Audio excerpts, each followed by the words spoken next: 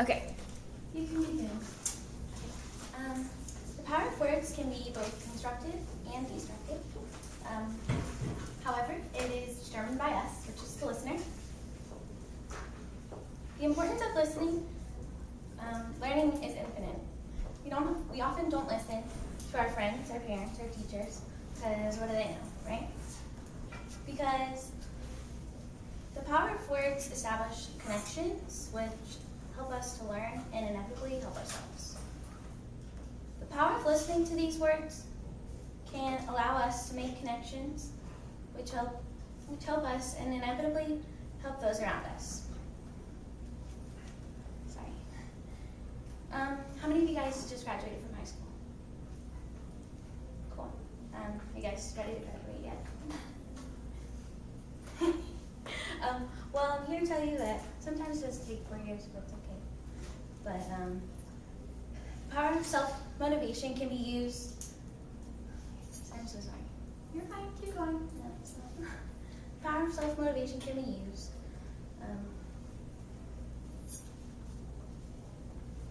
I'm sorry. Are you done? Yeah. Okay. All right.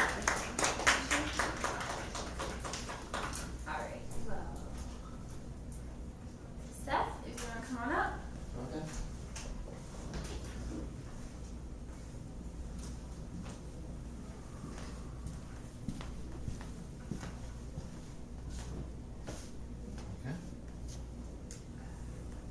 Yeah, go ahead. Okay, so the power of words can both be devastating, and it can also be a great work to build things up. So when I was a kid, I was bullied a lot. I was an actor. I was always in the arts. I grew up in the theater, and other boys don't understand that very well. Other boys would look at me and see I was playing with girls. I was playing house, that kind of stuff. I thought it was fun, but they thought I was weird, and that lasted all the way through middle school. Actually, I was always picked on. If I was given a cent for like every time someone said something mean to me, I'd probably be a billionaire. Which that affected me a lot growing up. To this day, I still don't trust athletes because of that, and only trust people in the arts. But in middle school, it got a lot worse. Even other people in the arts started making fun of me because I was extremely effeminate at the time. And a lot of people thought I was gay. They spread rumors all the time, everything like that, and the world thought that I was gay. And that was a hard time for me, to say the least. And I went into a great bit of depression, and it was a challenging time. That being said, after that time of depression, I had a light that came out of it. Now, while I was depressed, I got to a point where I was suicidal. And I wrote a suicide note. And I was ready to finish it all. I was done. And then a girl walked up to me. This girl was Maggie Ford. She was the girl who I had a huge crush on at the time. And she came up and she was like, "You look sad. Can we talk?" And I was like, okay. I didn't show her the note. I hid it. I told her I was writing poetry. And she brought me over to her friend group, which had another girl who I ended up falling head over heels for, named Anna Gray Volker. Now, this girl, Anna Gray, is the nicest person you will ever meet. I met her, and she was immediately interested in everything I had to say. Now, I had never been around someone who was interested in what I had to say. I would tell people that my mom managed a theater, and people would be like, "So what?" She would be like, "Your mom manages a theater? That's amazing. Oh man, I wish I could act there." And it turned out she had acted there. Long story. I only acted there for 5 years, and she acted there for 5 years after I left. And since then, we had a very strong bond. Up through high school, we were very close friends, and she was always there for me, to say the least. Every time I was upset, she would be there to give me hope. And I learned to have friends and have a lot of good friends, actually. I was friends with most of the nerds and most of the acting kids, except for a couple, but that's a different story. And it was all just because two girls talked to me and made me feel like I was loved again, which I didn't feel before. To this day, even though she left in sophomore year to pursue a career in modeling, me and her are very close. I call her all the time. She lives in LA, which is fun, to say the least. But yeah, that's basically the story of how words have affected my life. All right, thank you.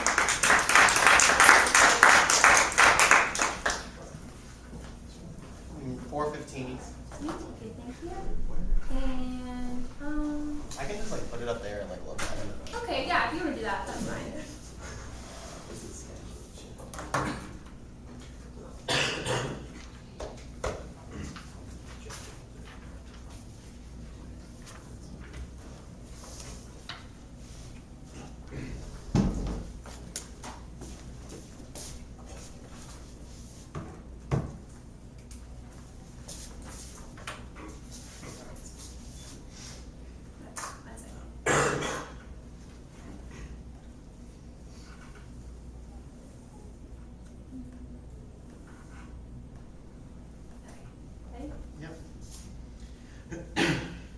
Alright, so my name is Jeffrey, and I'm going to talk to you guys a little bit about the power of words, and specifically how it's impacted my life.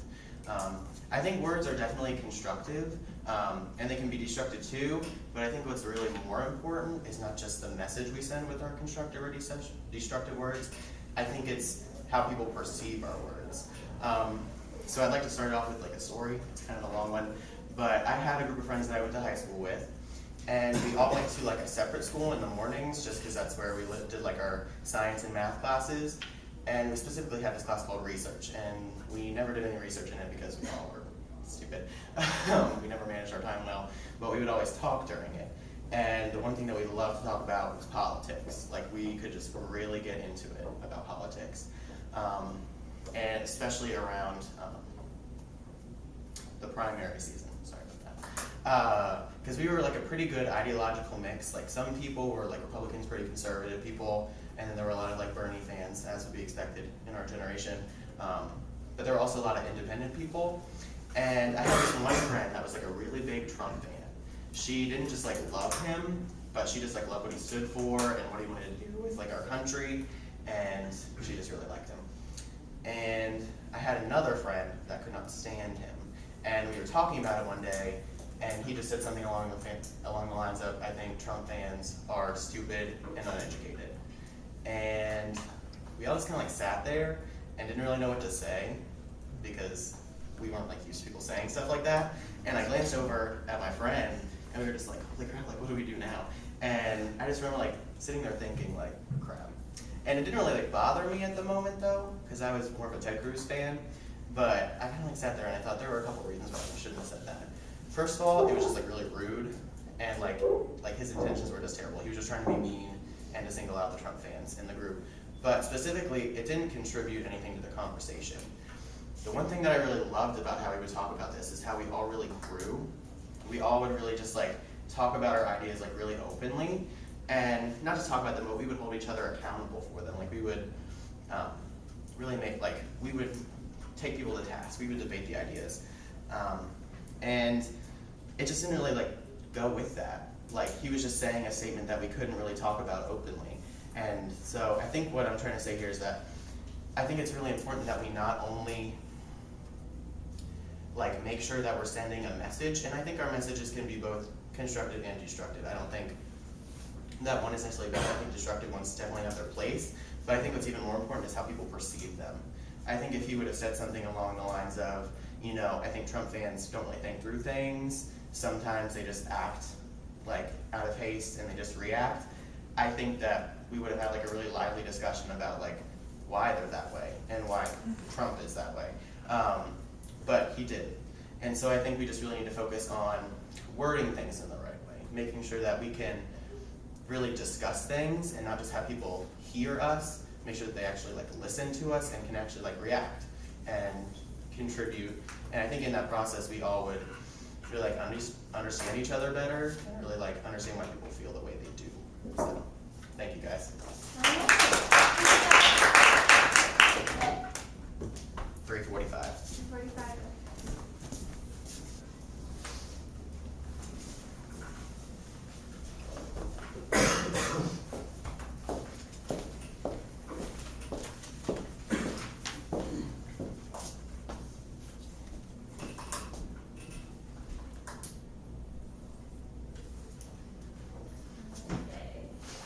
Alright, you ready? Yes. I truly believe that words have the power to be constructive and destructive. As brothers in Christ, we are called to love one another and encourage each other. In today's society, we don't do that so much. Whether it's because we are just focused on ourselves or we're just not observant around us. We never stop to think about the importance of communication in between one another and how it affects someone in situations. I'm first going to talk about how words can be destructive. For many years, I have played soccer. One thing my coach has always said to me was the way that you communicate with one another on and off the field affects the way that you play the game. What my coach said was very true and evident, especially in one particular game. On this particular day, as we were practicing, my teammates and I were warming up and passing the ball. When I quickly noticed that our communication was very short with one another. As I would hear my teammates say, "You should have gotten to the ball quicker," or "You didn't pass the ball right," I knew that this game was going to be rough because of our lack of unity. At the end of the game, the score was 7-3 and we lost. I was disappointed about how the game ended, but I was even more disappointed at the lack of encouragement from my teammates. At the end of the game, my coach came up to us and said, "As people are always going to discourage you and put you down, it's what you do with the words. Are you going to let it affect you in a way that you're going to become stronger and drive you to accomplish your goals, or are you going to let them impact you in a way that's going to tear you down and not move forward?" After that, we ran 5 laps because my coach was upset with us. But through that, I was really encouraging to hear how my coach was lifting us up and encouraging us to move on, whether we lost the game or not. Now I'm going to tell you a story about how words can be constructive. Within the year 2011 and 2012, I got 2 leg surgeries. During that time, I found myself in a state of kind of depression, whether I realized it or not. Many times I would wonder if I would ever get through the recovery and heal from this and continue playing soccer. But thankfully, I did. One way that got me through this situation was my mom. She always encouraged me to become the person God had created me to be by giving me words of encouragement. She knew that my love language was words of affirmation. And with that, I took words strongly. Every time that she encouraged me with the littlest things, it slowly got me out of that stage of my life.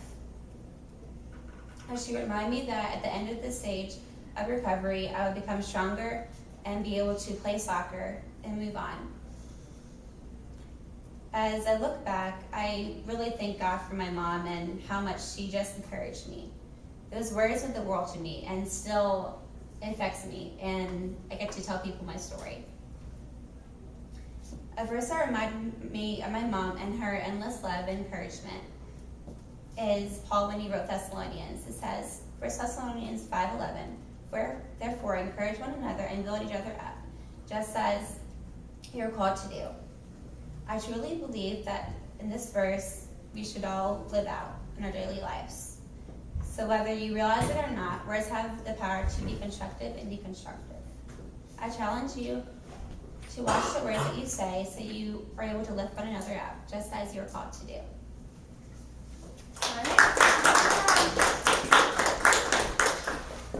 4:03.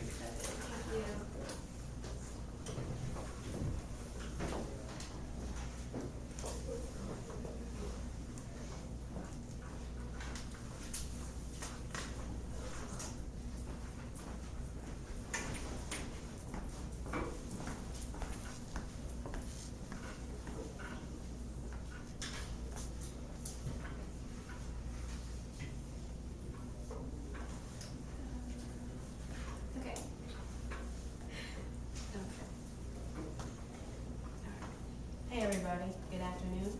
My name is Brittany Carter, and I would like to talk to you about the positive and negative effects of, the power of words and everything, and how it's positively and negatively affected me throughout my life.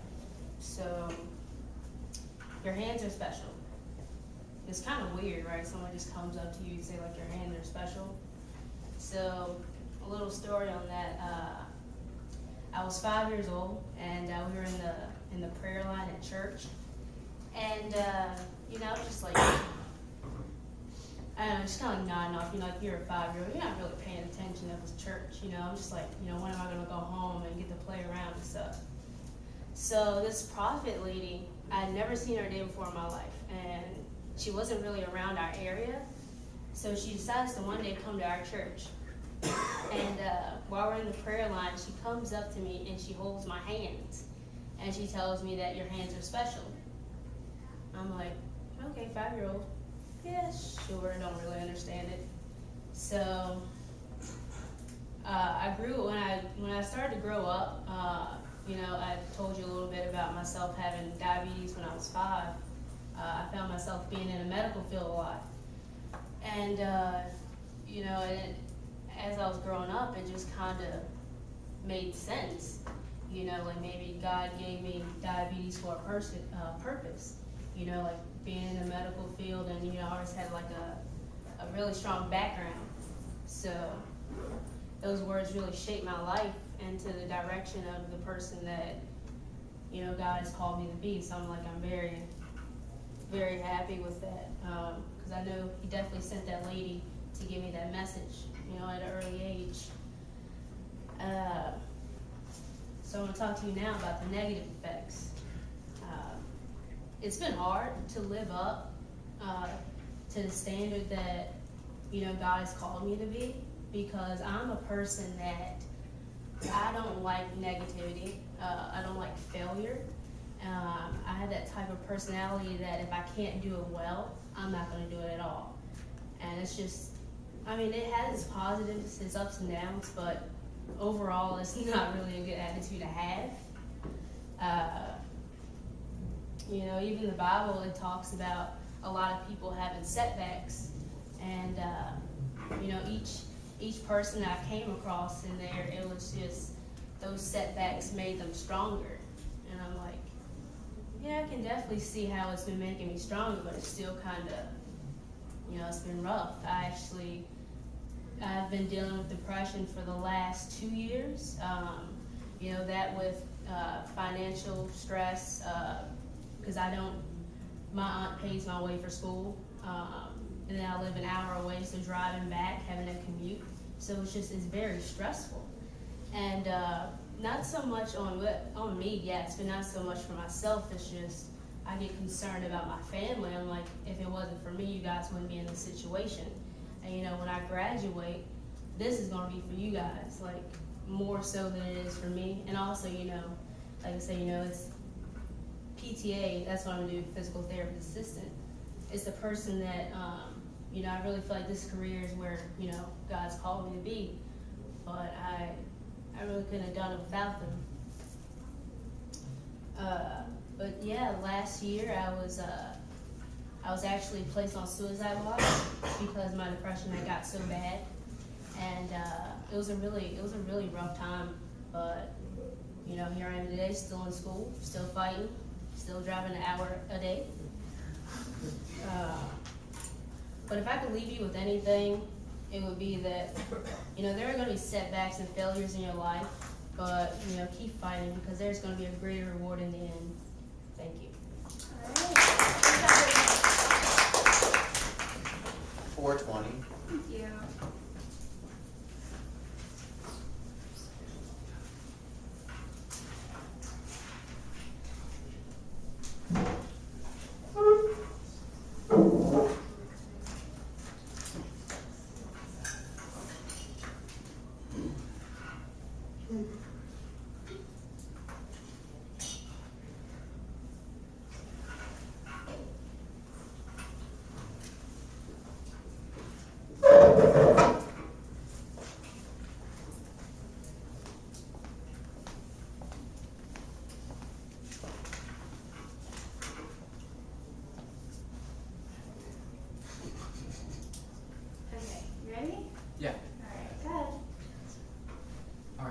Today I'm going to be talking about how words have the power to motivate us both spiritually and physically. So my first story happened last semester, and I haven't really told anyone about this, so you get like a first glimpse into a mistake of mine that I'm kind of ashamed about. And so what was happening was a friend of mine, a bunch of my friends were going to go to Halloweekends during Halloween, and then one of the roommates from one of those friends, who was very just awkward to be around, and she was very nice, but it was just, it was tough at times. And so she had asked at the Rot if we were still planning on going. And in the moment I panicked, and I guess I did lie to her and said that we weren't sure how we were going to get there, but I knew like the person we were driving with wasn't going to go anymore, but I knew we were going to take the bus, so I just told her that the person that was going to drive us wasn't going anymore, to kind of imply that we weren't going. And so it wasn't a big deal then, but then I went back to my room, and my roommate, who was also there at the ride, confronted me about it. And if you knew him, this would make more sense. He's like an incredibly chill guy, and he doesn't say anything negative, but he said to me, I think these were his exact words was, "Dude, that wasn't cool." And oh my gosh, it just punched me in the face. Wow, how could I do that? That was terrible of me. How could I like lie just because I don't want to be around someone like that? And so even that Sunday, the preacher like directed it right at me. He had no idea what happened, obviously, but oh my word, it just hit me again. His examples were exactly what I had done. I just felt so convicted about it. And so since then, I've really been trying to be more honest and kind to everyone and not judging. Now, my second story is a bit more fun. Last summer, a couple of my friends and myself went to Kentucky to go rock climbing for the weekend. And so we were there on the second day. We were climbing the best we'd ever done. We were climbing harder than we usually had. We were more comfortable outside, and we wanted to get one last route in before we had to head back to the campsite. And so I climbed up it. It was a slab route, which means it was like this. So you're climbing up a positive angle. And so that means when you fall, we call it cheese grating, because you hit the wall and kind of scrape yourself up. And so I struggled on it, but I eventually made it up after a couple falls. And it started to get dark at this time. So when my friend went to do it, he got halfway. This is where it got pretty hard. And so I could barely see the holes in the light. So for him to see them in the dark would be nearly impossible. He had a headlamp, but that isn't enough. And so it was pitch black by the time we got to the hardest moves, and he just kept trying and trying, but he couldn't quite make it. So we decided to switch spots so that I could go up, and since I climbed it before, hopefully I would remember where the holes were. And so I got up there, and I kept trying and trying. I think I tried about 6 or 7 times, and like I was all scraped up and bruised and just like done with it. It was pitch black, but we had all our gear on the wall still, so if we went home, we would lose maybe $60 in gear. And so we're not about this kind of thing. And so I was about to quit, but then my friends back down the ground just kept on yelling encouraging comments like, "Dude, you can do this." And it was around the time the Shia LaBeouf video came out, so they're loud like, "Do it!" And so I decided to give it one last shot. And so when I was about to go for it, I ended up seeing a hole that I hadn't seen before. I was able to get that and just power through to the next clip, and then eventually to the anchors, so I was able to rappel from the top and get all our gear back. And so I knew when I came down, like I was about to quit. There was no way I would have given it that many tries. I would have stopped after like just the 3rd or 4th try. But they just kept on yelling at me like, "You can do this. We believe in you." And I knew that they really thought I could, because I mean I've done it in the past. I was more tired now, but they just absolutely believed in me, kept on motivating me with their words. And so when we got back down, we went back to the car, and we talked about it in the car ride back, and it was just a lot of great. I was thanking him for everything. And so those are just like 2 stories in my life that are pretty simple, but just show how words can really motivate you. Thank you for your time.